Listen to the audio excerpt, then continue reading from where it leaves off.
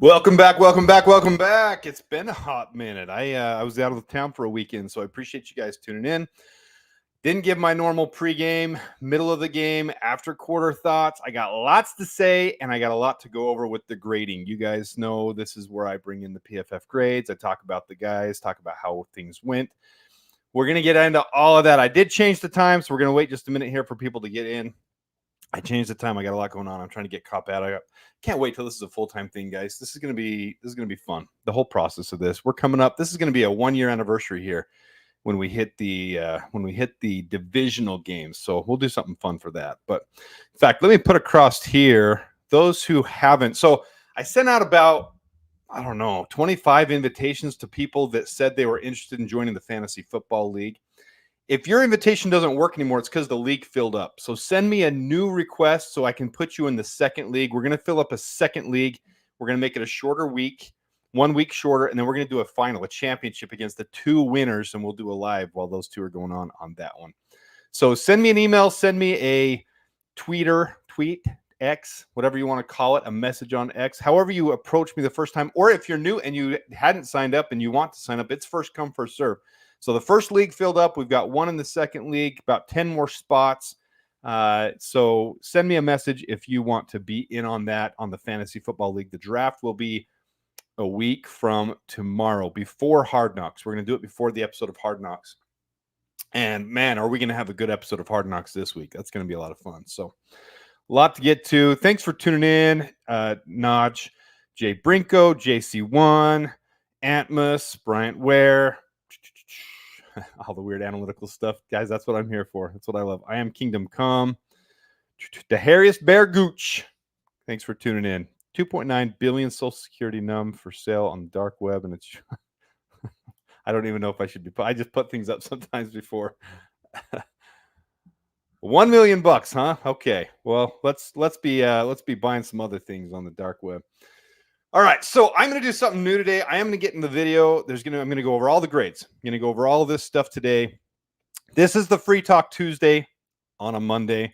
For those who don't know, that's been a recurring thing I've been doing for the entire time this channel's been around since really the end of the season. I started the channel in December, but it didn't really gain traction until the Civil War.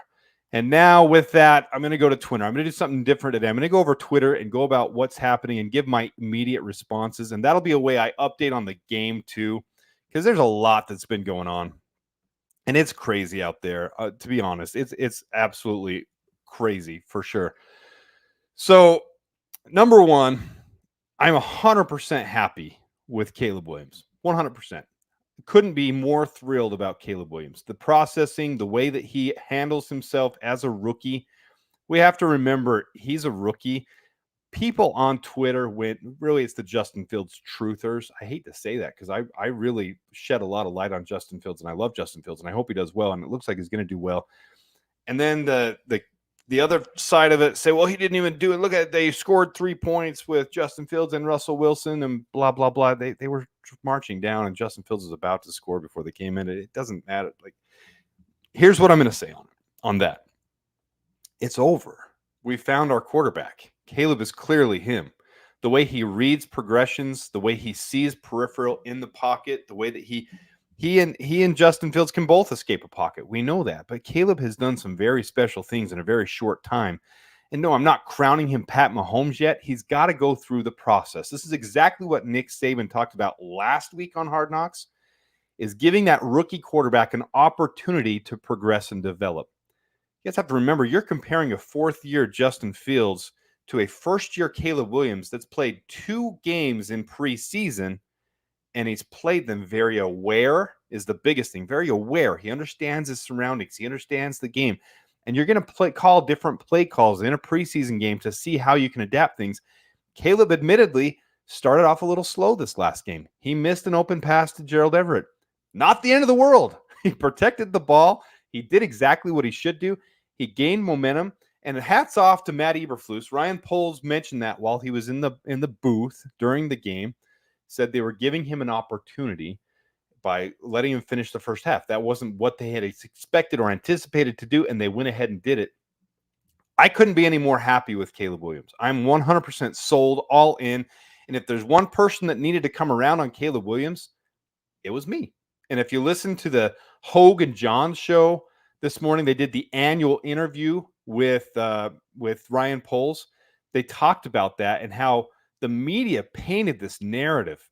And while they were going through the process, they didn't find a single person that shared those same negative sentiments, but it was purposefully put out there by the media on purpose to create controversy. That's what they want. They want stories. They want stories. And again, guys, this is Free Talk Tuesday. This is what I do. I'm going to go through my thoughts, my analysis. I'm going to go through it all. I'm going to break stuff down, but this is what I do on Free Talk Tuesday. It's not just your normal videos. This is more of a podcast where I talk about things. So those who are new, I know we've added quite a few new subscribers in the last couple of weeks, and I appreciate that. If you haven't subscribed by now, please consider doing so. Hit the like button if you don't mind. Appreciate you guys helping build momentum for the channel, because I do have a unique way of doing things, and I appreciate every one of you here. So they talked about that this morning and about how they went through the process. And Matt Eberflus or Ryan Poles said the exact same thing this morning. He said he's very happy with him, and they didn't find a single person. And at some point, you just have to go with it and stop trying to find negative things, because the media did such a good job of trying to force that narrative. Well, now you get into the season, you see him on the sidelines of Hard Knocks. You see him talking to Rome Odunze about, well, when this happens, I need you to do this, and I need you to go back to the back, and I need you to keep running the route and go back to the pylon. And poor Rome, the painted lines. I mean, we can get into so many different things today, but not completely his fault, but it's preseason. So this is where you work those kink outs. So anyways, I'm very happy. That's all I'm going to say. I'm not going to get deep into the whole Civil War thing. There are some absolutely bizarre people right now really trying to act like Tyson Bagent is better than Caleb Williams, trying to act like Justin Fields should have never been traded. The whole thing with that trade was always that we could have got the haul for it, but it doesn't matter when you find your generational quarterback. See right here, Jose Goncalves. I mean, isn't Caleb's completion percentage under 50? This is the same ignorant. I'm gonna call you ignorant right now on here. Tune out if you want to, but this is the ignorant crap. You're in preseason. You're in preseason. We're talking about practice. So you're putting things together. You're developing things with the line. You're getting things rolling. Would you rather have Jordan Love out there for 2 throws, knowing he's the 33rd least accurate quarterback in the NFL, and throw one trick play where Matt LaFleur hides the defense, throws one deep bomb, and then have him come out of the game and don't see him again? Or would you rather have a rookie quarterback come in there and develop through progressions, see his progressions read, be able to see different players, different schemes, and be able to understand them? It hasn't taken very much to see that he knows what he's doing out there, to see that he can escape the pressure, to see that he can hit his targets. And yeah, other teams are rolling up different things as well. And there was a great play to DJ Moore that was defended really well. Those are all part of the learning process. So yeah, he's looked special. If you don't think he looks special, I'm going to mute you. That's fine. You don't have to listen to my opinion, but he looks really special out there. So let's get into what I want to do here. I want to go to Twitter. I just want to roll through some of these different things, and we'll talk about different things that pop up. Let's refresh it, because I don't know when the last time I had Chicago Bears. All right, so we got Chicago Bears, enter, and we'll see the most recent stuff, and we'll just kind of go through it. So this is from Hogue. Good morning. This is the Caleb Williams throw across his body in the air, Michael Jordan-esque, Pat Mahomes-esque. Watch this. I haven't done the all 222 breakdowns yet, guys, because I was up to a wedding all weekend. I literally came late last night. Rolls out. I mean, I don't know how anybody can see that and not think it's special. And no, Justin Fields didn't do that off platform. He didn't do like that. And I don't want to get into being the guy that has to be like, well, Justin Fields was a special quarterback. He can be top 15 in the league. I've always said that. He's an ascending quarterback, getting better every single year. He doesn't have the natural read progression and the natural peripherals, but he's getting better every year. And when he puts a ball on the dime to DJ in the corner behind Bates, one of the best defenders in the league, it makes you get excited. But when you see stuff like this out of a rookie being able to throw across his body on the run, throwing away from his body, down the sideline perfectly on a dime, I don't know how anybody's saying negative bull crap right now about Caleb. It's so bizarre. This fan base, I'm going to get onto one of my heated rants right now. This fan base is so weird. I love every one of you guys. I love the passion of it. But those guys who are defending Justin Fields and not seeing what Caleb's doing, it's just bizarre. I had to be that guy that sees it because I do break this tape down. I do break the stats down. I do break it all down. And I defended Justin Fields because he is improving. And I think he's going to be the starting quarterback for the Steelers. And I'm glad for that. And I hope he continues to get better. But the natural ability right there in that one play, guys, I don't know if I can help you if you're not seeing what's special about Caleb at this point. All right, so Kyle Brandt's been a big advocate. We were in the Pacific Northwest, so my kids, my wife, and everything were up in Seattle. I said this is 10 you guys are. I'm not going to go through the whole thing. We'll just kind of talk about the things that are coming up right now. That's an ad. Tevin Jenkins, this was a fun play. Look at Tevin where he kind of waves. He says, follow me. Right there at the beginning. I saw that same thing. This is Nick from Just Another Year. Saw that same thing. That was such a fun play. And that's the thing about Caleb, too. He waited till the very last second. He reads through all his progressions. He doesn't give up on any play. He said it before in the press conference of the combine. He doesn't want to run. He wants to throw the ball. He wants to read his progressions and make sure he uses every avenue. He stays in the pocket just as long as Justin does. But the difference is he's not escaping his life as a frantic cat on the middle of the field there. He's reading progressions, and if he has to throw it away. The one sack he took, he said, that was my fault. I mean, that was true leadership. That was my fault. That was on me. I held on to it too long. I was trying to force it, and the line did a great job protecting his line. So looks like someone's reviewing last year how we ended up getting the number 1 overall pick. Just go through a couple of these. Yeah, he mentioned that he saw the gifts on there. More Justin Fields. I mean, okay, this is going to be cool. So Kyler Gordon, the game he had, we're going to get into all that. But he was mic'd up. Shock the nation. Shock the nation. Yeah. So Hard Knocks this week, that's going to be a lot of fun to see his sack that he had, to see him out there because he played really well. He had a good game. All right, let's see if there's any more. I mean, it's been crazy.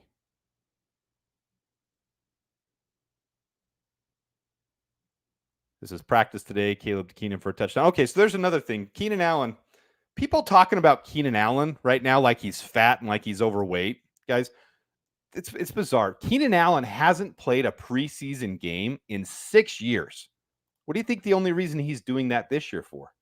It's because we have a rookie quarterback. He's doing it to build cohesion with him. I have no worries whatsoever about Keenan Allen when it comes to the season. He's a Hall of Famer. I mean, there's no other way to put it. He's a Hall of Famer. He's going to be ready week 1. There's not going to be any issue. He's only played a couple snaps in the preseason. He's only out there for Caleb to help build Caleb's confidence as he gets into the season. And I've said it on this channel from the very beginning. If we lose to the Titans, I'm not in panic mode. If we lose to the Texans, I'm not in panic mode. Because that's what happens with the rookie quarterback. They never win their very first game, ever, if they were drafted in the first round and they play in the first game of the season. Never happens. Andrew Luck even lost to the Bears, by the way, to the Bears in his first game. And Andrew Luck was generational as well. Now, this is different, and I truly believe we're going to beat the Titans because of our defense. Our defense this offseason has looked so freaking special. It's going to be so much fun to see this team develop with the defense taking the lead in the start and then the offense taking over. Well, and Matt catching up to him, I should say. Catching up to him. All right, looks like this is going to be that same play from NFL Network. I mean, there's only so much. All right, so I'm just going to go over the things that are on social media, and then we'll get into the actual content of the grades. But people giving Simone Biles crap because she's wearing a jersey on the top there. It says Packers. It's Jonathan Owens. It's a Jonathan Owens jacket. And I'm sitting here saying, why are we making a huge crap about this? Like, it doesn't matter. She's had a huge offseason. She's been at the Olympics. And number 2, if you haven't noticed, the Packers secondary is struggling bad. Jair Alexander, I pointed out last year, had 124 NFL passer rating against. He's so overhyped, it's crazy. The whole Packers team was considered the luckiest team in the NFL last year. I'm the only person out there bold enough to say the Packers are going to have a losing record. I'm staking on it. I'm okay taking the backlash if it doesn't happen because Matt LaFleur is a great coach. But the reality is their secondary struggling right now. I love that the Lions traded up to get ahead of them, to be able to draft ahead of them, take their defensive back away that they wanted, Terry and Arnold. And then they ended up having to take Jordan, what's his name? Arizona offensive tackle, Jordan Morgan? Whatever his name is. The one that Austin Booker absolutely slaughtered in the Shrine game before the draft. So anyways, they're struggling. So if Simone Biles is wearing that, Packers are watching the game and seeing it, haha, you lost out on Jonathan Owens, haha, it kind of rub it in their face type of thing. Maybe my take's just a little bit different, but that's how I feel. Oops. Boom.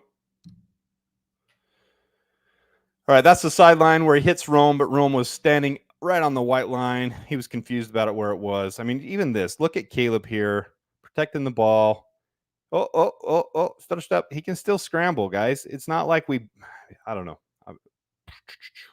Looks good. I mean, anyways, it looked good. Hit Rome. Rome was just a little out of position. It's the preseason. This is where you work those kinks out. So I'm not worried about anything at all. I'm on a scale of 1 to 10. I'm a 10 right now about this Bears team. 100%. I'm a 10. This is from 2003. We're not going to focus on that. This is what a real quarterback. So if you guys didn't see that play, we'll let it roll again. This was, it was so funny to see the interaction between Pat Mahomes and Travis Kelce. Travis Kelce. So Pat Mahomes first made fun of Travis Kelce and said he was out of position. I wouldn't have to throw it like that if he was running the route he was supposed to run. If he was in position he was supposed to be in. And then Travis Kelce was like, well, he's got that voice, the whole Kermit. He was making fun of it. I couldn't hear him, so I just kind of had to improvise, and I did what I had to do. So that was pretty good. All right, so let's get into the grades. All right, Daniel Hardy right here. Actually, let's do this. There's Daniel Hardy. Boom. Playing like an absolute beast this offseason, guys. I can guarantee he'll make the 53-man roster. And we picked him up last year. We didn't sign him this offseason. And I'm not trying to harp on Nick, easy thing to forget. But we had him on our practice squad last year. And then we signed him to a future reserve contract after the season was over. Yeah. Okay. We'll be done with Twitter. That's a new thing I want to do. I just kind of want to go through some of this Twitter stuff and just kind of address some of it. Because there's so many things out there. And some of it's just crazy. So sorry if I offend anyone by saying that, but what up, Adam? When we getting our nails painted, brother? Let's do it game 1. I'll have my girls paint my nails for game 1. Absolutely. Even though the line messed up yet. I'm not catching up with all of this, guys. I'm not gonna be able to hit all the chat, but we'll give you some good stuff. All right, so let me remove that. And actually, before I get into all the grades, I'm going to show you on PFF all the teams for this season. So here are all the teams overall, and it's significant. I get it. It's preseason. We're talking about practice. We're talking about practice. So it's not, it doesn't mean everything. It's not like we're 3-0 in the season right now. We're 3-0 in the preseason. But I'm not going off record. I'm going off PFF grades. And this is as a team as a whole. 90.2. That's how the Bears are performing as a team. And I get it. It's because we're finally deep. We're finally second, third, fourth stringers really deep, having those problems to have to cut people that we don't want to cut. And I'm going to get into that into this video. I'm going to show you the grades and where they are. But 90.2 is significant. Look at the gap between us and the Jaguars this preseason. And then look at the offense. We're first in offense. Our offense is it's clicking. And then on defense, we're tied with the Dolphins for the best defense so far. There's nothing to complain about this team so far. All you want to see is everyone stay healthy at this point, be able to get to the season, and to be able to get clicking, get a rhythm going, because these first 9 games through week 10 are a huge, huge boost to help this team before we get into the divisional games. So that's just fun to see. It's a lot of fun to see us doing this well so far. So let's get into the video. Let's get into this. All right. So as we know, Bears and Bengals dominated again, 27-3, and really second, third stringers did really well. And I want to point out right off the bat, because I will say this stuff. I will say this stuff when they come around and when they do better than they were doing. I gave crap to Tyson Bagent last week because he had an absolutely piss poor game. And there were people out there, other Bears content creators saying he had a good game. He didn't have a good game. He had a pissy game. Tyson Bagent has looked like garbage. He looked like he did last year when he went 2-2 for us, and any other quarterback would have gone 3-1 or 4-0. I'm not going to jump on the hype train if it's not real. Tyson Bagent this last game looked like an NFL quarterback. He looked like a starting NFL quarterback. I was very impressed with Tyson Bagent and how he came around. He read progressions well. I think Brett Rippon and Caleb in that room with him is helping him see things more clear and making him look really, really good. I love it. I love what I saw out of Tyson Bagent. Obviously, Dante Pettis had a huge game. Romo Dunze had a good game. A lot of guys had a good game. Let's get into the grades of it because this is what you guys want to see so far for this stuff. All right, so on offense, here's our offensive studs of the game. This is from PFF, how they performed. This is only based off PFF grade. Then I'll give my takes of which guys I thought were the best. And oops, let's go to this one. And who were really the top performers. But those are the highest PFF grades. And as you know, on here, I do anyone with a 75 or above grade because those guys are starter quality in the season. This is preseason grades, so you have to take that with a grain of salt. You have to take it for what it is. But all these guys had an above 75 for this game. Tyson Bagent, Dante Pettis, Brennan Bates, Tyree Carter, Aviante Collins, Stephen Carlson, Cole Kmet, Darnell Wright, Bill Murray. Really, really solid on the offensive side. Tyson Bagent had a 93.3 PFF grade, 7 for 8 with 87 yards and 2 touchdowns. And the one incompletion he has, nobody else has really pointed this out yet. The one incompletion he had was a drop. So really, he should have been 8 for 8. Really, really solid game. I'm going to try to get some all 22 out tomorrow, just like I did last week, of some of the biggest plays of the game, just breaking down each of those plays. I can't do a whole game of all 22 or a whole, but like I did last week, I'm going to do a couple of plays. Dante Pettis had a 90.9 PFF grade, 3 receptions, 53 yards, 2 touchdowns.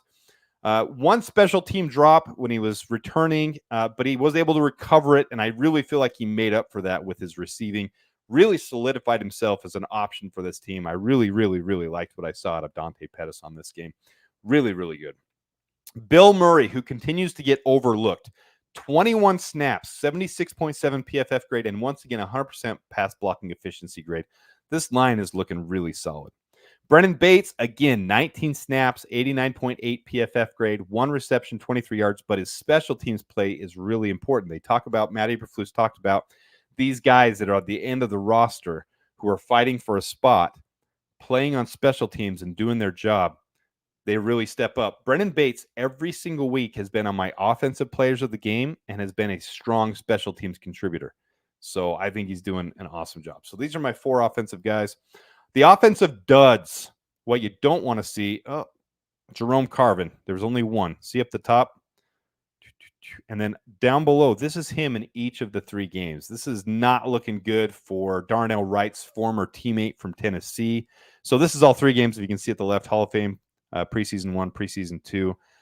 Getting some center reps, really guard reps as well. It says center, but he's split between guard and center between all these games. But each game has been really down right around that 50, below 50 as a whole, 47.1 average. Not looking good. Not really thinking he's going to make the team. Good camp body, and not going to make the team in my opinion. All right, defensive studs. Here are the guys that had above 75. I included Daniel Hardy because he was so close to 75, and he had another really, really good game. But here's the guys that had an above 75 grade on defense. Tavarius Moore, who just made the free safety position really complicated for this team. And we'll get into that. But there's so many guys on this secondary. There's going to be potential trade people that we do before the cut down deadline. The cut down deadline is a week from tomorrow. I'm going to be going live a lot that day. So next Tuesday, I'll be going live a lot. Free Talk Tuesday will be on a Tuesday. But we're going to have cut downs. We're going to have the fantasy football draft. We're going to have a lot of stuff on that day. But that's the 53-man roster day cut downs. And I don't know how they're going to decide which defensive backs we keep on this team because it's absolutely insanely stacked. You saw that we have the highest overall as a team defensive grade, and that's attributed to all these defensive depth that we have. We have guys that would make rosters, and we'll have guys poached off of our team. They're going to be poached when it comes down to 53-man roster time. Tavarius Moore at 82.2. Amen Ogbong Bemiga, 79. Javin White, my guy from UNLV, who I don't think is going to make the roster, but he had a very solid game playing linebacker most of the second half. Looked really good. 78.8. Terrell Smith with the pick, obviously, 78.5.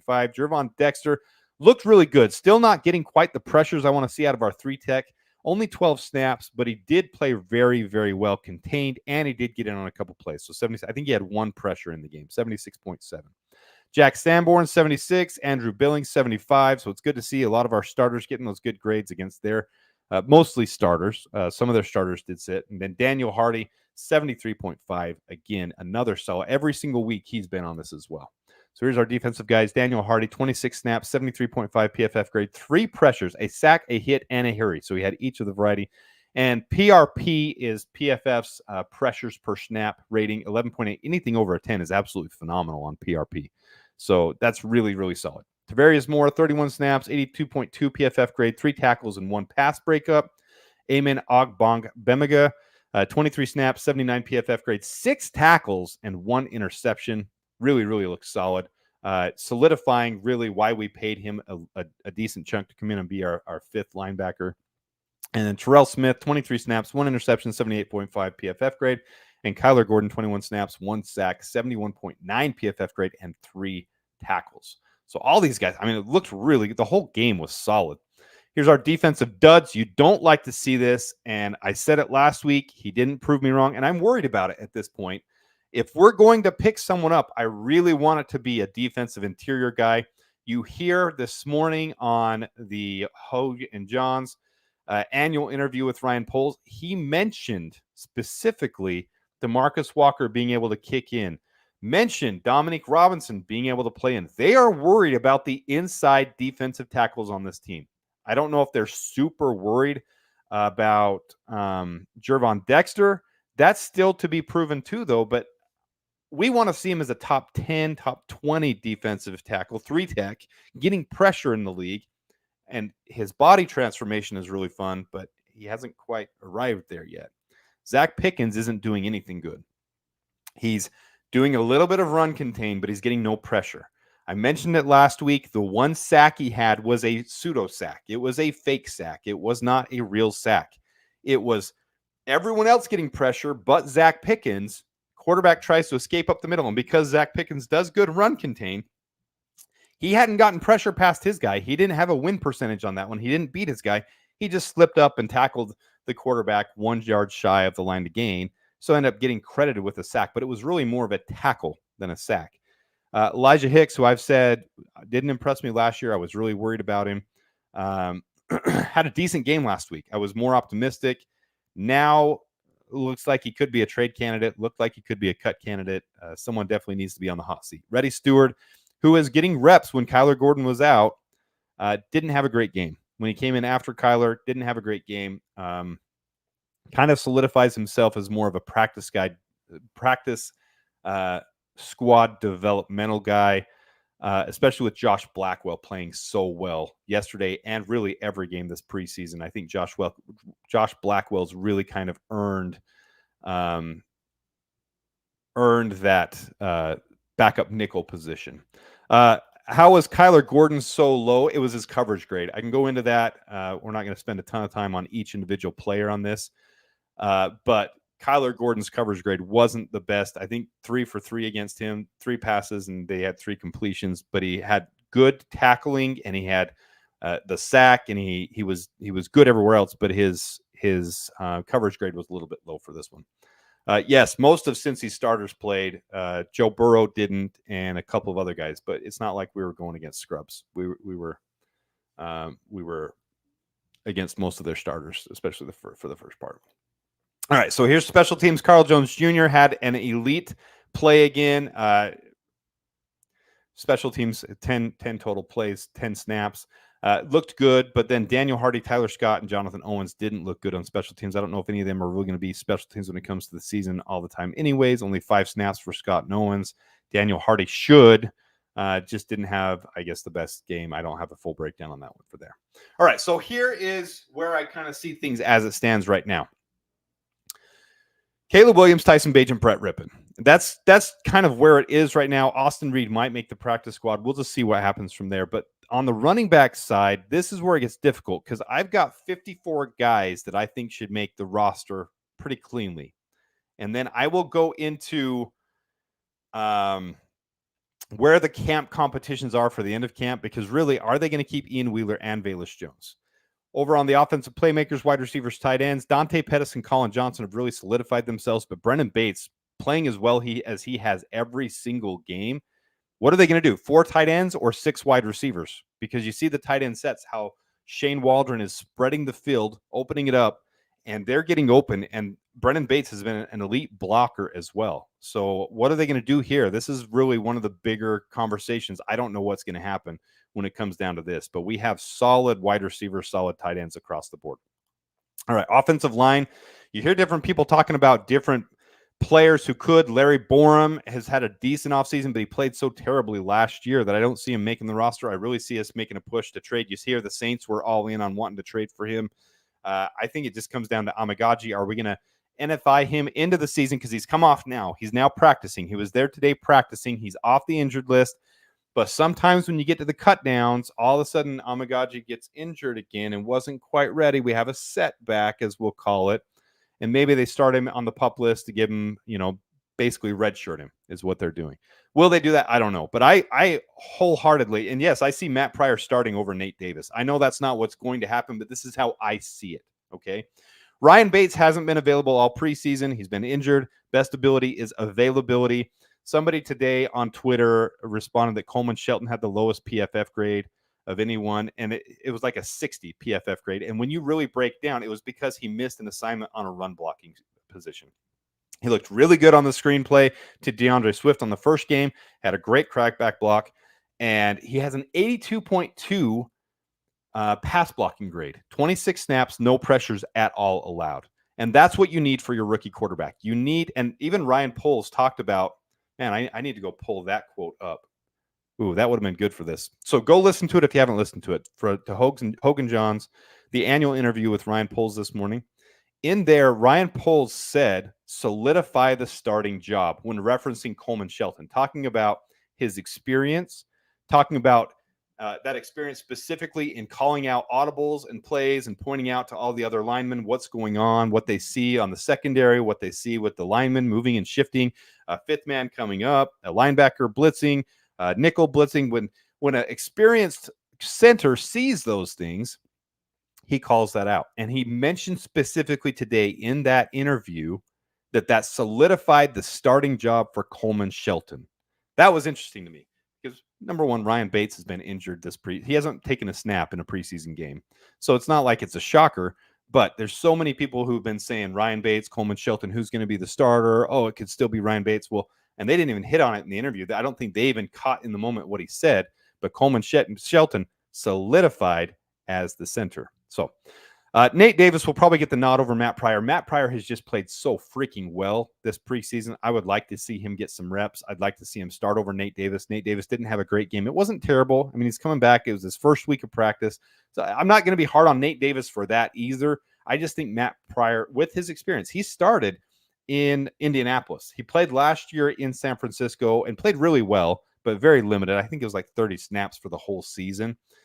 So it's not like he deserves to be a starter over Nate Davis, and high clicking, really solid Nate Davis, 2022 Nate Davis, is what we want, is what we want to see. That would be worth every bit of that $10 million, and we would keep $10 million next year as well, 100%.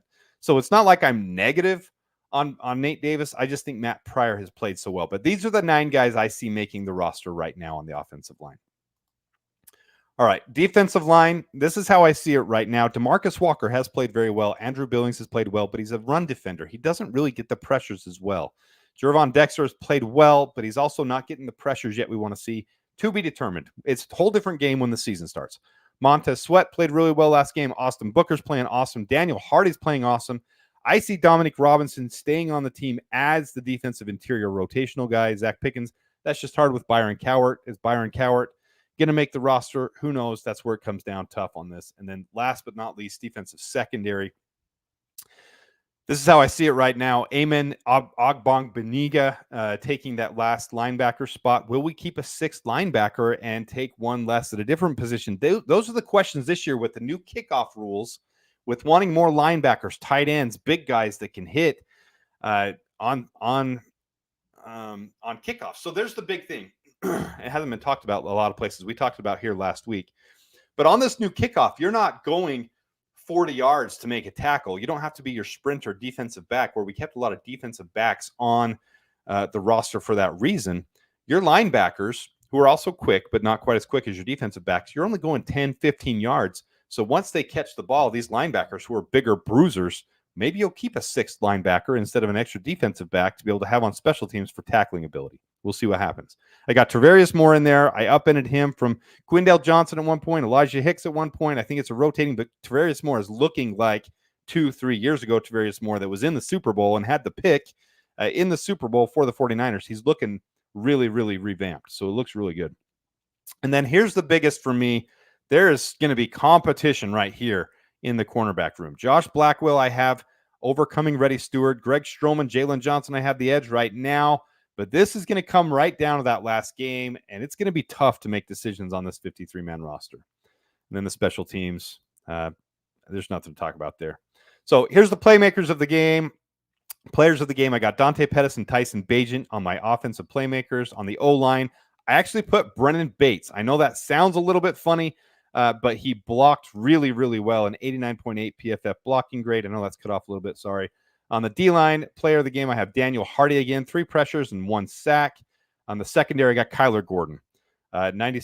That's not what it was. It wasn't a 97.0 PFF grade. That was a mistake on my part. Just forget that.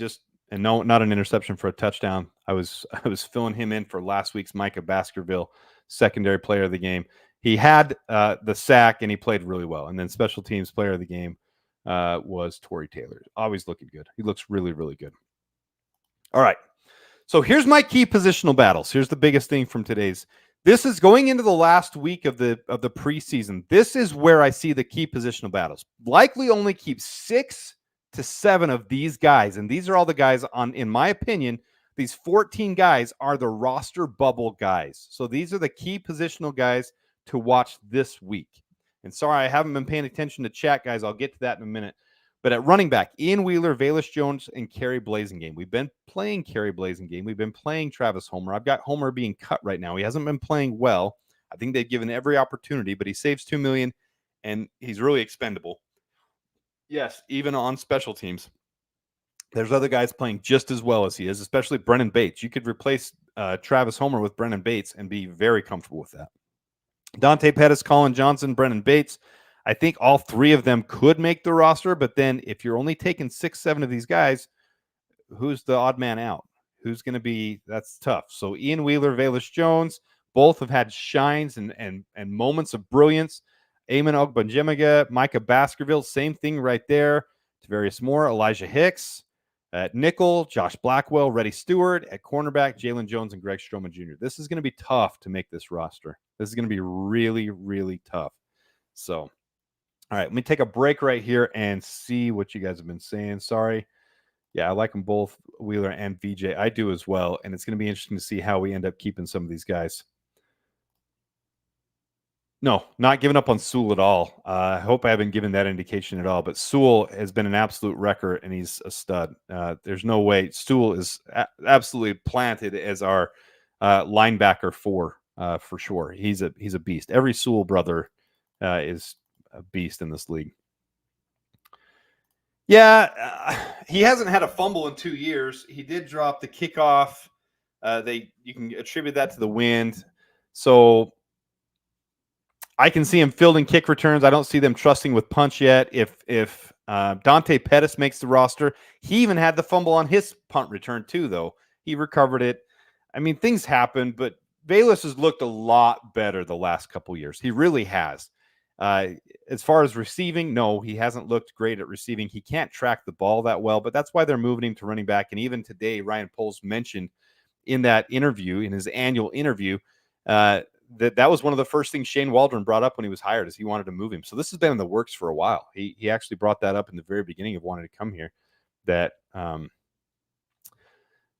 he wanted to move him over to running back. So that's been in the works. So yeah, he is fighting for a spot, though. I can agree with that. One of those guys isn't going to make the roster, and it could be 2 of those guys don't make the roster. All right. I'm just checking some of these chats out. Appreciate all you guys be here. Yeah, I don't agree with this, Reese. There was who was that? The quarterback school who did it. Keenan Allen hasn't played. In fact, let me just pull up. Share screen.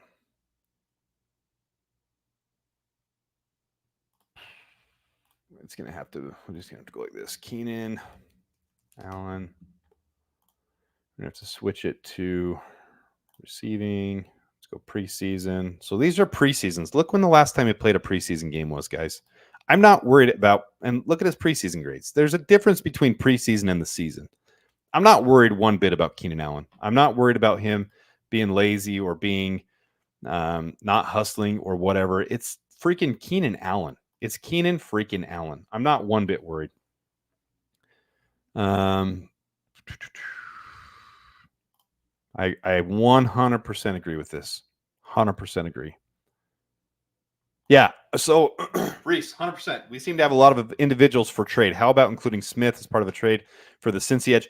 I made a video on that. Obviously, most of you guys have seen that by now. Trey Hendrickson. I don't think it's going to happen because Cincinnati extended him last year.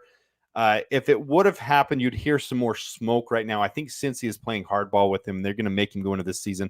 I think they're going to kind of play what I thought we would do with DJ Moore and make him play out this year and then extend him next year.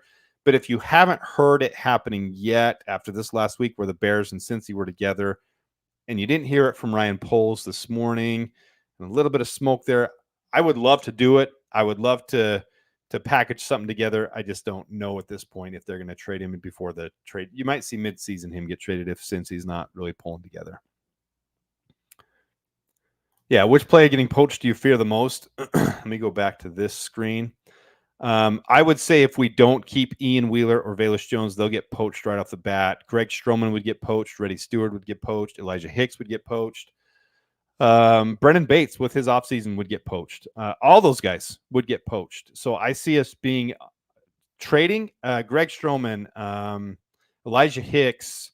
I don't think Kerry Blasingame, or I'm sorry, Khalil Herbert. I don't think he'll be on the trade market. I think we'll run into the season with him.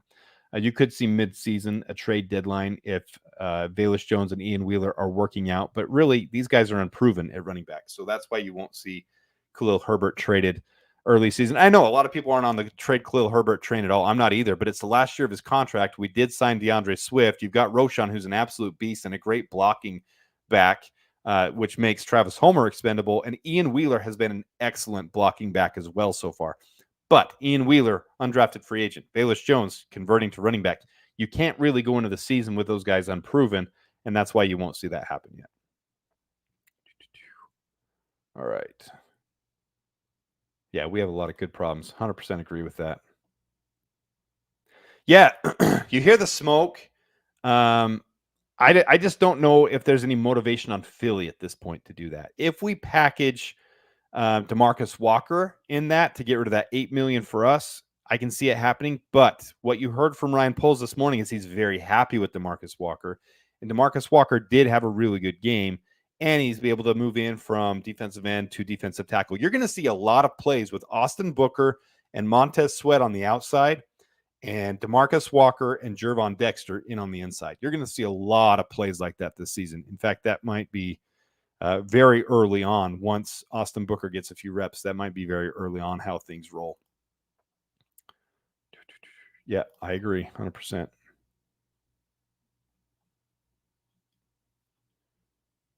Herbert, the best runner. He had a great 4.9 average, but the problem is we've got such a loaded running back room, and he's on the last year of his deal, and we're not going to extend him. It's not going to happen. So I understand it would be a mistake. I understand you might see it midseason. I'm not saying it's going to happen. I'm not going to say that. There's definitely a difference. Hell, Fields had like a 140 quarterback rating last year in preseason. I don't care about the 6 for 13. You hear people talking about that 6 for 13. In fact, that was brought up earlier. Less than 50% completion from Caleb. I don't care about that. This is the offseason where you're working out kinks. You're working through progressions. You're working to get rhythm and flow. It doesn't matter. It doesn't. I'd rather have what I saw out of Caleb and those throws and the elite plays that we've seen from him than Jordan Love out there with one deep ball because of one play that was ran, and then he's off the field the rest of the preseason. I would 100% rather see that. It doesn't sound as good. Sorry about that.